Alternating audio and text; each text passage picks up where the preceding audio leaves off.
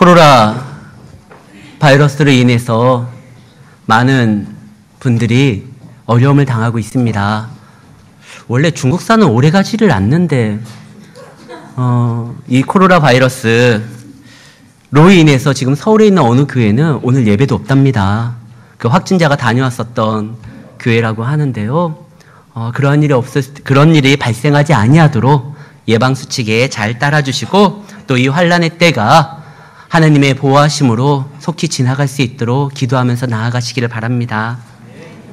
프로와 아마의 차이가 뭘까요? 한국에 대한 망언을 했었던 그 이치로라는 선수가 있습니다. 우리나라 사람들이 별로 그 선수를 좋아하지 않지만 그야말로 진정한 프로입니다. 그가 말을 했었던 것은 우리가 받아들일 수 없지만 한국 야구는 앞으로 20, 30년 동안 일본을 따라올 수 없다라고 막 이런 말을 해서 우리의 감정을 좀 건드렸지만 근데 그 사람 진짜 프로예요. 메이저리그에 데뷔했을 때부터 신인왕을 받았고 신인상을 받았고 단일 시즌으로는 한 시즌에 안타를 262개를 쳤습니다. 2004년에. 이게 놀라운 기록이에요.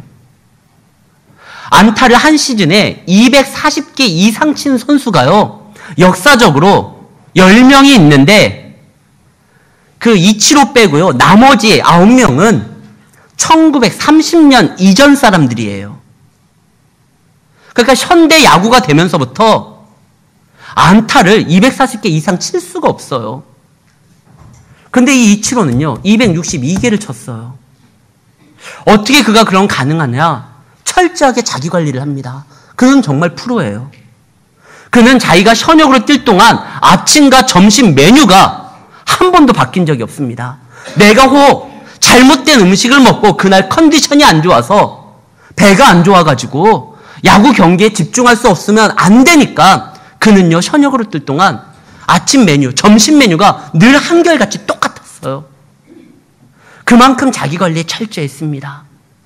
그러니까 자신이 운동을 하는데 최상의 몸 상태로 야구에만 집중하고 나아갈 수 있도록 그 방망이도요 아무거나 쓴 게 아니에요. 자기에게 똑 소매에 맞는 그런 방망이를 제작하기 위해서 그는 노력을 했고 이 방망이를 만드는 장인이 이치로 하면 머리를 흔들어요. 한 번에 오케이 하는 적이 없다라는 것이에요. 그만큼 하니까 프로니까 그 좋은 성적을 얻은 겁니다. 신앙에도요 성도들 프로처럼 신앙생활을 감당해야 됩니다. 아마추어처럼 하면 안 돼요. 아마추어와 프로의 차이점은 뭐냐? 프로는요 거기에 집중하고 자기 관리가 철저하고 절제하고 투자를 합니다. 그러나 아마는요 하다가 힘들면 안 해도 돼요. 취미생활로 하는 거기 때문에 더 중요한 일이 있으면 멈추면 돼요. 어제 제가 우리 교회 젊은 집사님들과 함께 야구 연습장에 갔습니다. 그거 하면서 저녁에 이제 집에 돌아와서 후회를 했어요. 아니 야구만 하는 사람들도 30대 후반만 되어도 은퇴를 하는데 이 야구를 안 했던 제가 뭔 영화를 보겠다고 48에 가가지고 기마자세 하면서 공을 잡겠다고 하고 던지게 하고 지금 제가요 2판을 벌려서 손을 못 들어요. 알이 배겨서. 그래서 오늘 축도를 못 해요. 다행히 우리 원로 목사님이 오늘 축도해 주기로 미리 약속을 해서 가능했지 아니었으면 우리 오늘 주기도문으로 끝날 뻔했어요. 너무 아픈 거예요.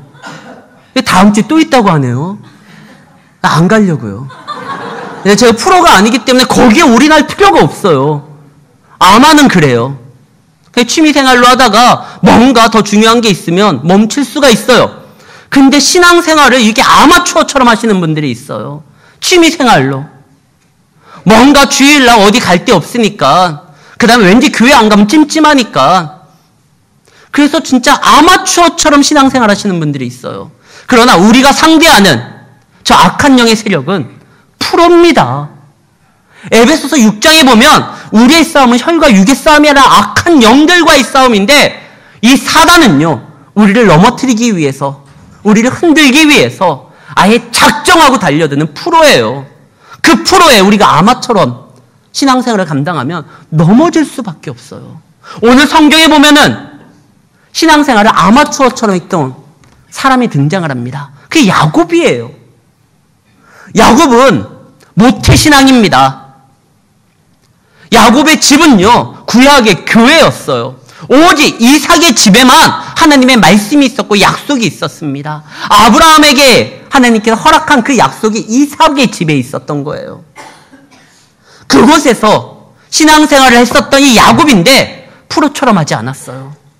하나님의 은혜는 강구했지만 하나님의 인도함은 따르려고 하지 않았어요. 아쉬울 때, 자기가 뭔가 위기 상황이 있을 때 그때만 하나님을 바라봅니다. 하나님, 나를 다시 한번 이 아비 집으로 돌아오게만 한다면, 내가 가는 이 길에 하나님께서 함께하고 나를 보호하고 나를 지켜준다면, 하나님, 내가 당신께 11조를 드리겠습니다.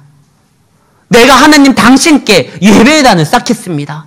당신이 나를 보호해준다면 내가 당신 앞에 그렇게 믿음으로 살아가겠습니다. 서원했지만 외삼촌 라반의 집에서 20년간 사는데 성경에 놀랍게요, 야곱이 예배했다라는 기록이 나와 있질 않아요.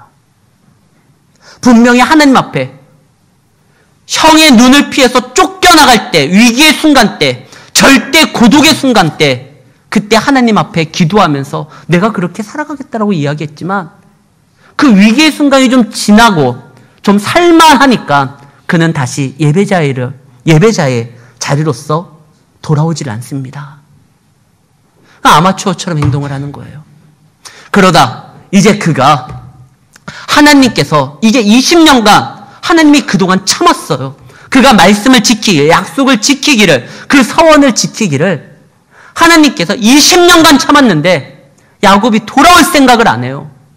그래서 어떻게 하느냐? 하나님께서 야곱으로 하여금 돌아올 수밖에 없는 상황을 만듭니다. 그 외삼촌 집에 더 이상 살아갈 수 없는 그러한 환경을 만들어 놔요.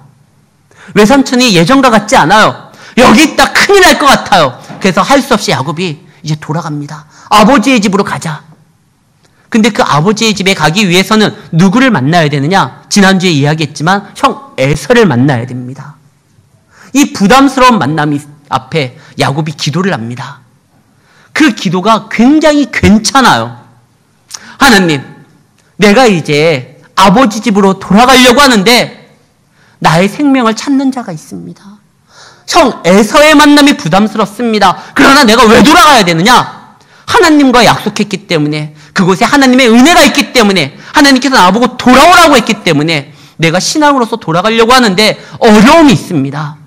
그러니 나를 도와주십시오. 이렇게 기도하는 거 괜찮은 거예요. 야곱의 부르짖음과 기도의 내용은 정말 본받을 만합니다. 그러나 그는 부르짖었지만 하나님의 뜻을 알기 위해서 그분의 음성을 기다리지는 않아요. 실컷 부르짖는 지었는데 하나님이 미처 말씀하시기 전에 먼저 행동으로 움직입니다. 자기가 그냥 하고 싶은 말만 다 쏟아부어요. 그리고 하나님이 역사하기 전에 자기가 먼저 움직입니다. 아무래도 안 되겠다. 먼저 선물을 준비하자. 하나님께 부르짖었는데요. 하나님만으로는 뭔가 부족한 거예요. 정말 하나님께서 나를 지켜줄까? 아니야. 또 나 나름대로 제2의 준비책, 대비책을 만들어 놓자. 형은 재물을 좋아하니까 에서는요, 언제나 하나님의 축복이냐 팥죽이냐 놓으면 팥죽을 선택할 인간이에요. 물질적인 사람이에요. 자신의 배를 채우는 데 있어서 인생의 목적을 두는 자예요. 그걸 너무나 잘 알고 있었던 야곱이, 그래 우리 형은 물질에 약하니까 내가 그동안 야곱이라는 그 이름에 의해서 움직였었던 그 20년간의 삶, 다른 사람을 속이고 속이면서 축적했었던 이 재산, 이거를 좀 내어놓으면 형이 좀 돌이키겠지. 이 야곱은요, 끝까지 하나님을 붙들지 못해요. 정말 믿음으로 살아간다면 거기에 집중을 해야 되는데 나름대로의 대비책을 만들어놔요. 에서를 달래고 얻을 수 있는 자신의 재산을 좀 이렇게 나누어 가지고 보냅니다. 한 번 보내면 혹 돌이키지 않을까봐 2번 보내고 또 3번 보내고 이렇게 해가지고 에서의 마음을 좀 누그러뜨린 다음에 만나려고 그래요. 근데 참 다행인 거는요, 그래도 야곱이요, 하나님만을 붙들지는 못하지만 그래서 새로운 자짐 안에 대비책을 세우지만 야곱에게 희망이 있는 건 그가 이제 도망가지를 않는다는 거예요. 예전에 야곱은요, 문제가만 터지면 도망갔어요. 어려움만 있으면 도망갔어요. 늘 도망가는 삶이었거든요. 지금 야곱이 또 왜 외삼촌 집에서 나오느냐? 분위기가 심상치 않아요. 그래서 도망 나오는 거예요. 야곱은 언제나 도망갔는데 이 이삭의 집에 가는데 형 에서를 만나야 되는 그 부담스러운 가운데서도 야곱이 도망가지를 않아요. 이제 그 집으로 가야 되겠다. 이렇게 생각을 합니다. 야곱이 지난 세월을 돌아보니까 자기가 20년간 많은 재산을 얻었고 많은 자녀들을 두게 됩니다. 그러나 이것이 온전한 복으로서 누릴 수가 없는 거예요. 하나님을 떠난 사람이요. 하나님 안에서 나름대로의 인도함을 받고 도우심을 받았다고 해도 그 놀라운 은혜를 온전하게 누릴 수는 없어요. 그 교회를 떠나서는, 하나님의 집을 떠나서는, 하나님의 약속을 떠나서는 혼자서 생활하는 것, 그거 임시적인 겁니다. 우리나라가 1919년 임시정부를 마련합니다. 한 군데가 아니에요. 상하이에만 있었던 것이 아니라 그때 당시에 최소한 임시정부가 6개 이상이었어요. 그러나 나름대로 체계를 갖추고 조직을 세웠다 할지라도 임시정부는 임시정부예요.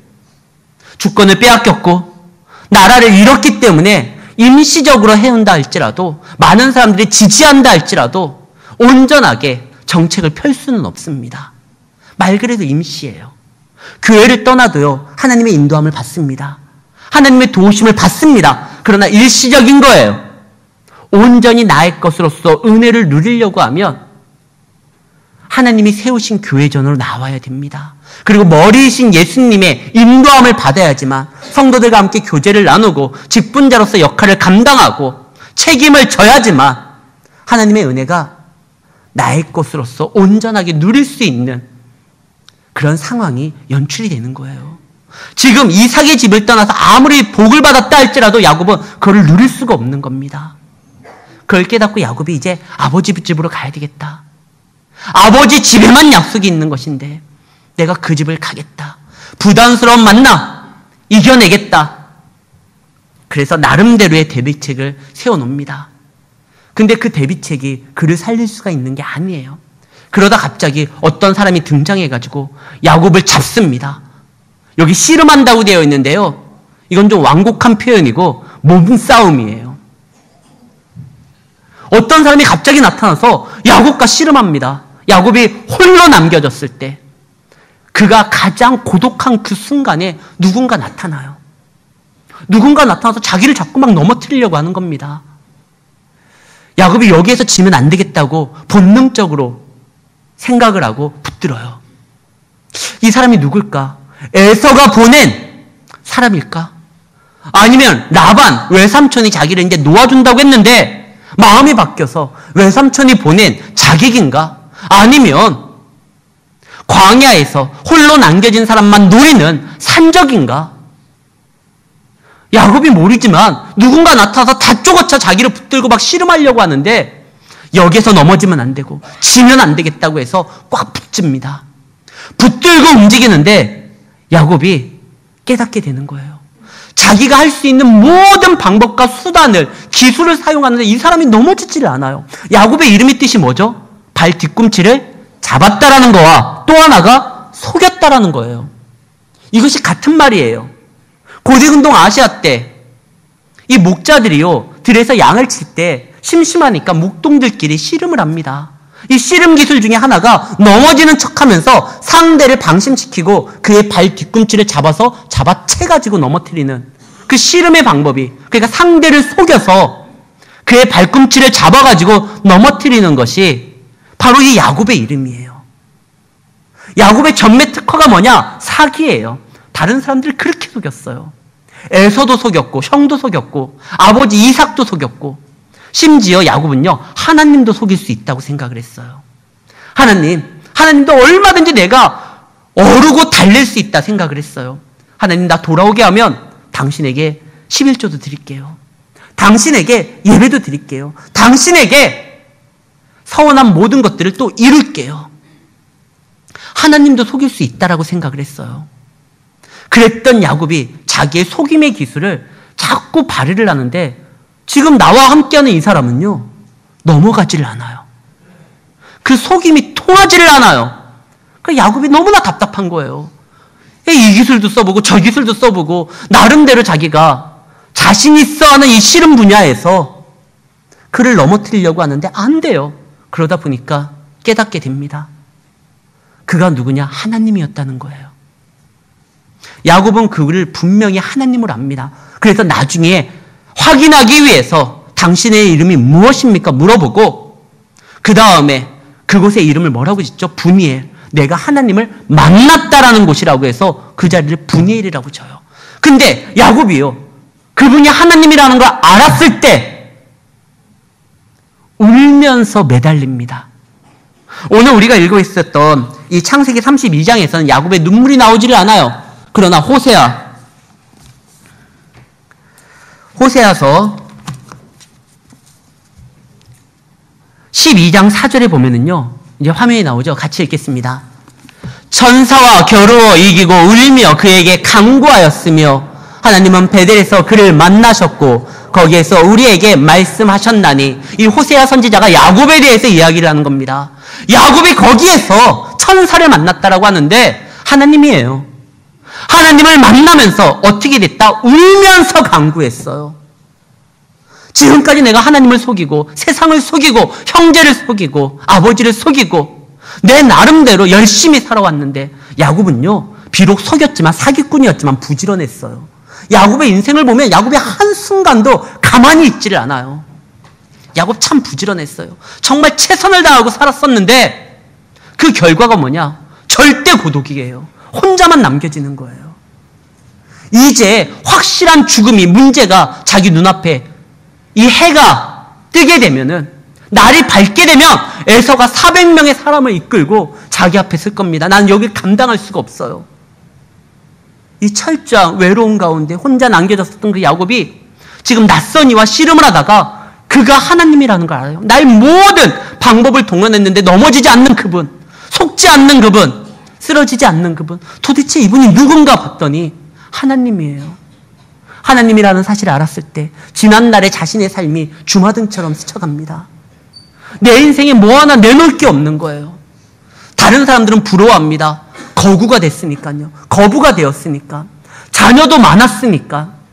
소와 양이 힘이 많았으니까. 세상적으로는 성공했으니까 다른 사람들이 부러워하는 것처럼 보이지만 하나님 앞에 내놓을 게 하나도 없는 거예요. 아버지 집에 가는데도 이렇게 어려운 건데 정말 약속이 있는 그 아버지 집에 자녀가 아들이 가는데도 이렇게 힘든데 내가 그동안 너무나 속이고 속는 인생만 살았구나. 순간 이 야곱이요 울기 시작합니다. 야곱의 눈물이 처음 등장하는 거예요. 그동안 야곱은요 다른 사람들에게 약해 보이지 않으려고 스스로 자신을 감췄습니다. 의연하게 대처했습니다.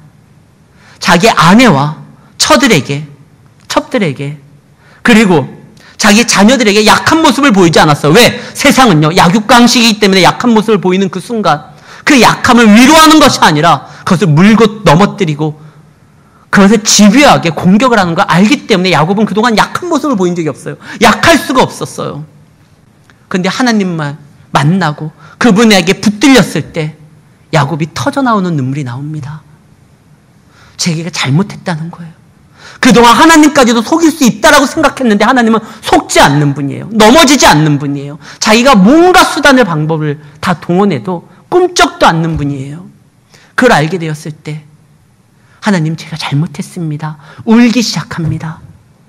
우리가요 하나님을 붙들고 나의 잘못을 고백하고 나아갈 때요 그거 창피한 거 아닙니다. 하나님 앞에 지는 거는요 실패하는 게 아닙니다. 그때 이스라엘이라는 이름을 얻는 순간이에요.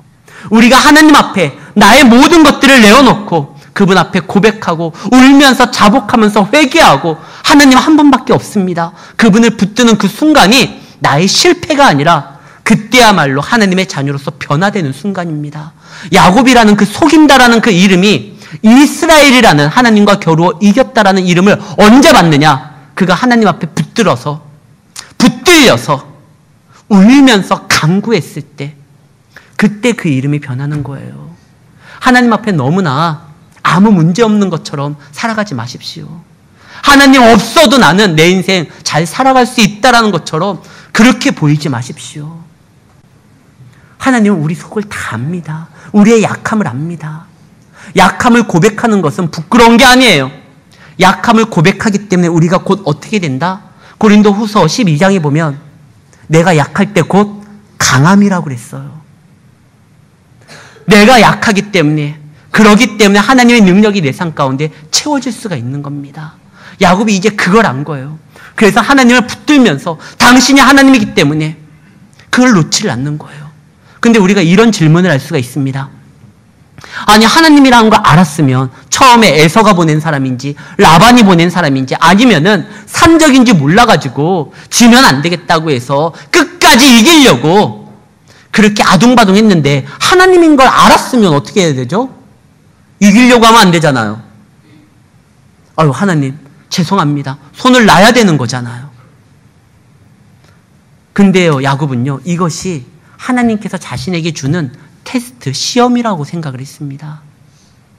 그동안 언제든지 자기가 문제가 생기면 도망갔었던 그 야곱, 하나님의 부르심 앞에서도 거절하고 자신의 뜻대로 살아가려던 그 야곱, 신앙생활을 마치 취미생활처럼 뭔가 시간이 있고 여유가 있고 오늘 한번 가볼까? 그렇게 했었던 아마추어처럼 했었던 그 신앙, 이제 하나님께서 이거 안 되겠다고 해서 오늘 밤 나와 결단을 내시려고 지금 내 앞에 나타나셔서 나와 씨름하시면서 내가 가장 좋아하고 내가 가장 할 수 있다라고 생각했었던 그 씨름의 종목으로 나를 붙드시는 그 하나님, 그걸 알았을 때요, 이것이 시험이라는 걸 알았어요. 테스트라는 걸 알았어요. 테스트할 때 어떻게 해야 되죠? 떠나면 안 돼요. 모의고사를 보려고 하는데 학생들이 이거는 시험이야. 떠나면 어떻게 해요? 이건 테스트인데. 임해야지만 자기의 실력을 알고 자기의 수준을 알고 또 뭐가 부족하는지를 깨닫게 되는 거잖아요. 야곱은 이제 알았어요. 하나님께서 20년간 참아오셨는데 이제 더 이상 참지 아니하시고 나를 붙드시고 나와 결단을 내시려고 하는구나. 그동안 수없이 도망다녔었던 그 야곱이 이제 하나님, 어떠한 일이 있어도 당신을 내가 놓지 않겠습니다. 떠나지 않겠습니다. 당신만을 붙들겠습니다. 환도뼈를 쳐가지고 뼈가 으스러져도 심줄이 끊어져도 나 이제 더 이상 도망가지 않습니다. 도망갈 수도 없습니다. 도망가기 위해서는요, 발이 빨라야 돼요. 근데 지금 환도뼈를 치셔가지고 심줄이 끊어졌습니다. 이제 세상에서 야곱은요, 일평생 절름거릴 수밖에 없어요. 그의 장기인 도망을 못 갑니다. 그래도 괜찮아요, 하나님. 아무리 당신이 날 친다 할지라도 그 침으로 인하여 연약하게 된 그 부분을 당신의 능력으로서 채워주실 것이라는 확신이 있기 때문에 하나님, 당신을 붙들으니 의지할 테니 나를 지켜주십시오. 그때 하나님께서 그에게 이름을 줍니다. 너 에서 때문에 두려워했지. 너 여기를 떠났던 거 외삼촌 라반 때문에 그랬지. 그의 아들들, 너의 사촌들 때문에 두려워서 떠났지. 그동안 너는 사람을 무서워했지. 네가 외삼촌의 집에 갔었던 것도 에서의 낯을 피해서 간 거였었지. 너는 항상 그런 삶을 살았었지. 누군가를 두려워했지. 그러나 이제 두려워할 필요가 없다. 하나님과 겨루어서 이겼다는 이름을 너에게 줄 테니까 하나님과 함께 했던 자를, 하나님과 겨루었던 자를 누가 이기겠습니까? 지금요, 하나님이 정말 야곱을 붙들면서 야곱에게 심겨주려고 했었던 건 무엇이냐면 그의 못난 자아가 깨어지고 그의 세상적인 모든 방법이 다 소용없고 오직 하나님 안에서 능력이 나타나는 걸, 그걸 보여주고 싶었던 거예요. 하나님이 우리와 지금도 씨름을 하십니다. 우리 권사님과 우리 집사님과 장로님과 우리 성도들과 목사인 저와도 씨름을 합니다. 무슨 씨름을 하느냐? 아직까지 우리가 하나님 말고 하나님만으로는 뭔가 부족하다 생각해서 세워뒀던 모든 대안들, 그것이 중요한 것이 아니라 나만 붙들어라. 내가 책임지겠다는, 하나님만으로는 부족할 것 같다라는 나의 그 불신앙을 하나님은 넘어뜨리고 싶은 거예요.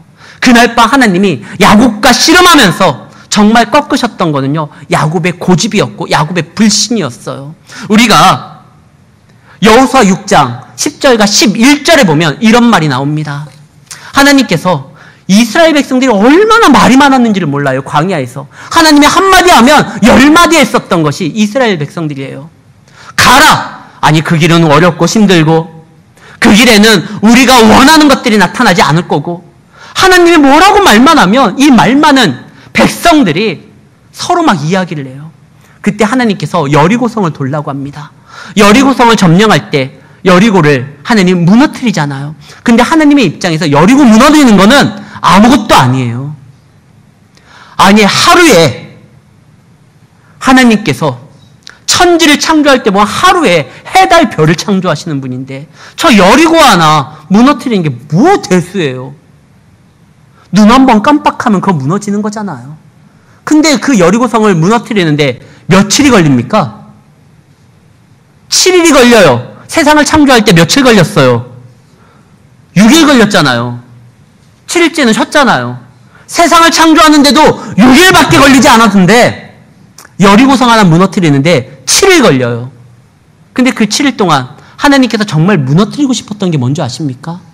광야에서 하나님이 말씀할 때 불신앙하면서 돌이키려고 했었던 그 이스라엘 백성들의 믿지 못하는 그들의 못난 자아를 깨부시고 싶으신 거예요. 그래서 여호수아 6장 10절에서 11절 하나님께서 여리고성을 둘 때 이런 명령을 내립니다. 여호수아가 백성에게 명령하여 이르되 너희는 외치지 말며 말하지 말며 궁시렁거리지 말며 야 여리고성 도는데 야 돈다고 무너져 저게? 그런 거 너희의 생각 판단 말하지 말고 너의 음성을 들리게 하지 말며 너희 입에서 아무 말도 내지 말라. 그래야 하다가 내가 너희에게 명령하여 외치라는 날에 그때 외쳐라. 그냥 잠잠해라. 광야에서 그렇게 말 많았는데 그러지 말아라. 실제로 그들이 광야에서 40년간 훈련받은 다음에 첫 번째 성 여리고를 점령할 때 하나님만을 바라보고 언약궤가 앞에 나가서 그것만 바라보고 말은 하지 말고 믿고 나아가라. 그럴 때 어떻게 되죠? 여리고가 무너져요. 하나님이 정말 무너뜨리고 싶었던 건 여리고성 성벽이 아닙니다. 이스라엘 백성들 그동안 완악했었던 그들의 마음을 하나님께서 무너뜨리고 싶었던 거예요. 그날 밤에 야곱과 씨름을 했을 때 하나님이 정말 이기고 싶어가지고 그와 씨름한 게 아니에요. 그는 솔직히 지지 않았어요. 하나님이 졌어요? 넘어지지 않았어요. 만약에 하나님이 졌으면 아니 이겼던 야곱이 어떻게 자기한테 진 하나님 앞에 축복을 간구합니까? 아니에요. 하나님이 져준 거예요. 왜? 하나님께서는 정말 지금 목적을 달성했거든요. 하나님의 그 야곱의 그 도망만 가려고 했었던 껐떡하며 하나님을 피하려고 했었던 아쉬울 때만 하나님을 찾았었던 그 못된 신앙을 하나님이 고치려고 지금 야곱을 붙들었는데 야곱이 환도뼈를 쳤어도요. 아니 당신만이 나를 구원할 수 있으니 나를 도울 수 있으니 내가 이거 절대 놓지 않겠습니다.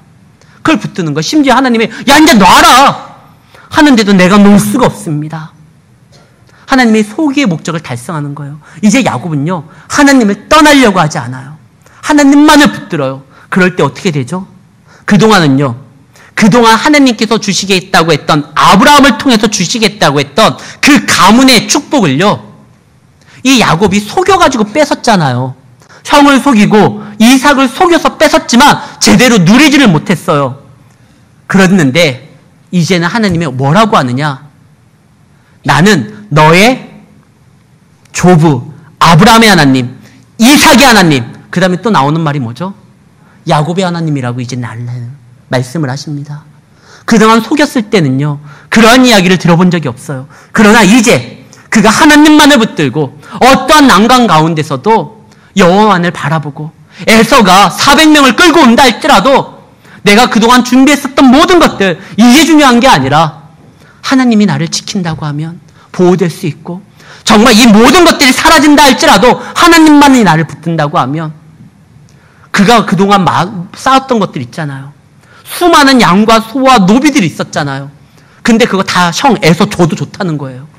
아버지께 들어오는데 그 집에 돌아가는데 이거 그냥 비용이라 생각하고 내가 다 줘도 좋으니까 당신 하나만 내가 붙들면 그로 인하여 약속만 있으면 나가 이제 되겠습니다. 이 생각을 하게 됩니다. 하나님이 사실 우리에게 준 거예요. 야곱에게 줬었던 그 수많은 양과 소와 그 다음에 자녀들은요, 야곱이 뭔가 아니에요.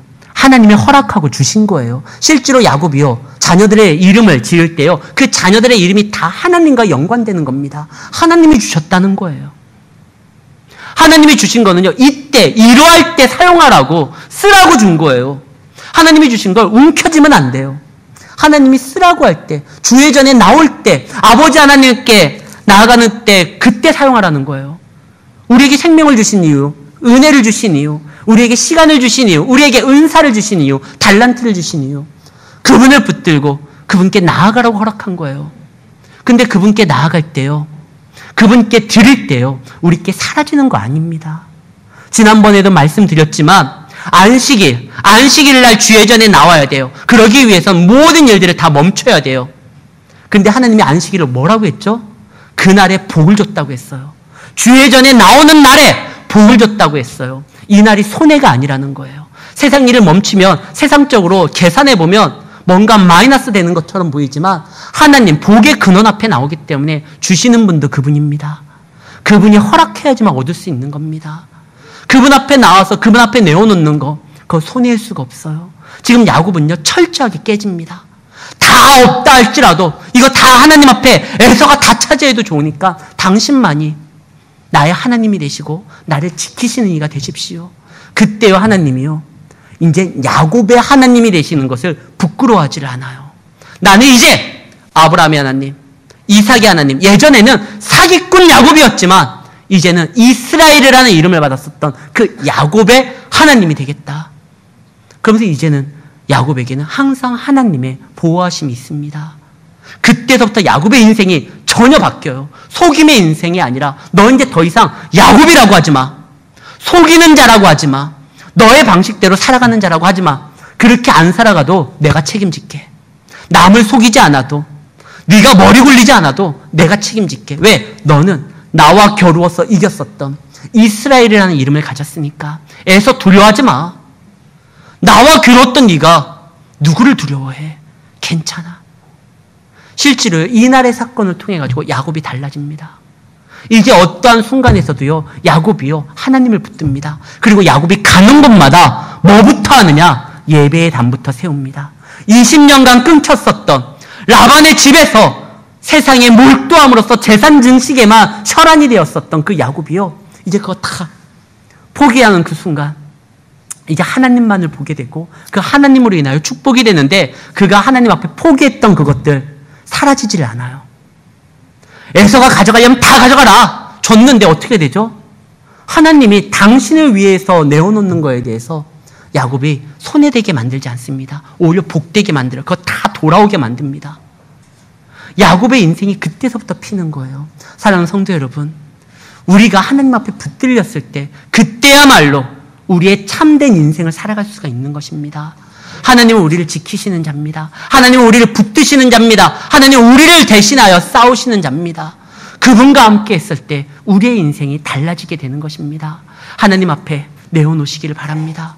나의 인생의 시간을 그분 앞에 내어놓을 때, 우리의 인생을 내어놓을 때요, 사라지는 게 아니에요. 예수님께서 뭐라고 하셨죠? 마태복음 16장 26절, 24절입니다. 마태복음 16장 24절. 누구든지 나를 따라오려거든 자신을 부인하고 자기 십자가를 지라고 했어요. 예수님을 따라가려고 하면 자기를 주장하면 안 돼요. 그렇다고 해가지고 나를 죽이는 그 순간에 내가 사라지지 않습니다. 하나님 앞에 내가 죽을 때요, 내가 사라지는 것이 아니라 주님으로 인하여 완성되게 돼요. 예수님이 십자가에서 죽으심으로써 사라졌습니까? 아니요. 모든 이름에 뛰어난 이름을 그 십자가 사건을 통해 가지고 얻게 되셨습니다. 우리도 자기를 부정하고 자기 십자가를 지고 주님을 따를 때요, 우리가 사라지는 것이 아니라 주님과 함께 놀라운 영광된 삶을 살아갈 수가 있는 것입니다. 그래서 사도 바울은 갈라디아서 2장 20절에 이런 말을 해요. 이제 내가 사는 것이 아니라 내 안에 그리스도가 사는 것이니, 내가 죽고 그리스도가 살아있으니 모든 영광이 그분을 통해서 나타나게 됐다는 것입니다. 사랑하는 성도 여러분, 우리 안에 우리가 죽는다고 해서 뭐 억울할 필요도 아쉬워할 필요도 없어요. 진정 우리의 삶을 가치 있게 만드시는 하나님의 함께함으로 인해서 우리가 그분을 붙들 때 우리는 더 영광된 순간으로서 나아갈 수 있다는 것을 기억하시기를 바라고 더욱더 주님을 붙드는 삶을 살아가시기를 바라고 그리하여 이제는 이름 누구누구가 아니라 성도 누구로서 하나님의 자녀 누구로서 주님과 함께 살아감으로 여러분들의 하나님으로 승리하시는 성도님들의 삶이 되시기를 예수의 이름으로 축원합니다. 아버지 하나님